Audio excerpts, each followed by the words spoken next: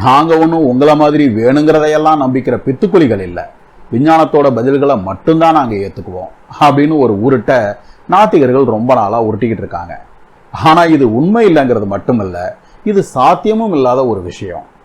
ஏன்னா விஞ்ஞானம்ங்கிறது இந்த உலகத்தை புரிஞ்சுக்கிறதுக்கான ஒரு முயற்சி மட்டும்தான். ஆனா நாத்திகம் இதுதான் உலகம், இதுதான் வாழ்க்கைன்னு சொல்ற ஒரு நிலைப்பாடு அல்லது தத்துவம்.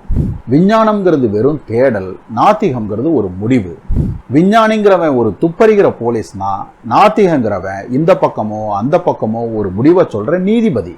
போலீஸ் சொல்றத மட்டும்தான் ஒரு நீதிபதியும் சொல்வான்னா அவன் எப்படி நீதிபதியா இருக்க முடியும்? அதே போல விஞ்ஞானி சொல்றத மட்டும்தான் ஒரு நாத்திகனும் சொல்வான்னா அவனால நாத்திகனாவே இருக்க முடியாது. பார்வை இல்லாதவன் நிறங்களை குறித்து எந்த முடிவும் சொல்ல முடியாது. ஏன்னா நிறங்களை பரிசோதிக்கிற கருவி அவன் உடம்புல இல்லைங்கிறதால நிறங்கள் அவனுக்கு அப்பாற்பட்ட ஒரு விஷயம். அதே போல கடவுளை குறித்தும் விஞ்ஞானத்தால எந்த முடிவும் சொல்ல முடியாது. ஏன்னா ஒரு சிற்பி சிற்பத்துக்கு வெளியில தான் இருக்க முடியுங்கிற மாதிரி கடவுள் இந்த பிரபஞ்சத்துக்கு வெளியில தான் இருக்கிறார். ஆனா இந்த பிரபஞ்சத்துக்கு வெளியில இருக்கிறத பரிசோதிக்கிற எந்த கருவியும் விஞ்ஞானத்துக்கிட்ட இருக்கவே முடியாதுங்கிறதால கடவுளும் விஞ்ஞானத்துக்கு அப்பாற்பட்டவரா இருக்கிறார். அதனால கடவுள் இருக்காரான்னு கேட்டா ஒரு விஞ்ஞானி எனக்கு தெரியாதுன்னு தான் பதில் சொல்வான். நாத்திகர்கள் விஞ்ஞானத்தோட பதில்களை மட்டும்தான் ஏத்துக்குவாங்கன்னு சொன்னா அவங்களும் கடவுள் இருக்காரான்னு எங்களுக்கு தெரியாதுன்னு தான் சொல்லுவாங்களா? அதுவும் இல்லாம விஞ்ஞானத்தோட பதில்களை மட்டும்தான் நாத்திகர்கள் ஏத்துக்குவாங்கங்கிறது ஒரு பொய்யும் கூட.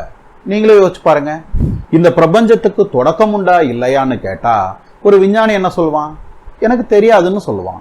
ஆனா ஒரு நாத்திகன் இந்த உலகம் தானாவே தான் உண்டானுச்சு அல்லது இந்த உலகத்துக்கு தொடக்கம்னே ஒண்ணு இல்லை அப்படின்னு சொல்லுவான். முதல் உயிர் எப்படி வந்துச்சுன்னு கேட்டா ஒரு விஞ்ஞானி என்ன பதில் சொல்லுவான்? எனக்கு தெரியாதுன்னு சொல்லுவான். ஆனா ஒரு நாத்திகன் முதல் உயிர்னே ஒண்ணு இல்லை அல்லது முதல் உயிர் தானாவே தான் தோன்றுனுச்சு அப்படின்னு பதில் சொல்லுவான். ஆன்மான்னு ஒண்ணு இருக்கான்னு கேட்டா ஒரு விஞ்ஞானி என்ன பதில் சொல்லுவான்? எனக்கு தெரியாதுன்னு சொல்லுவான். ஆனா ஒரு நாத்திகன் ஆன்மாங்கிறது ஒரு பிரம்ம அல்லது ஆன்மாங்கிறது ஒரு உபவிளைவு அப்படின்னு பதில் சொல்லுவான். இந்த பதில்கள் எல்லாம் உண்மையா இல்லையாங்கிறது ஒரு பக்கம் இருக்கட்டும்.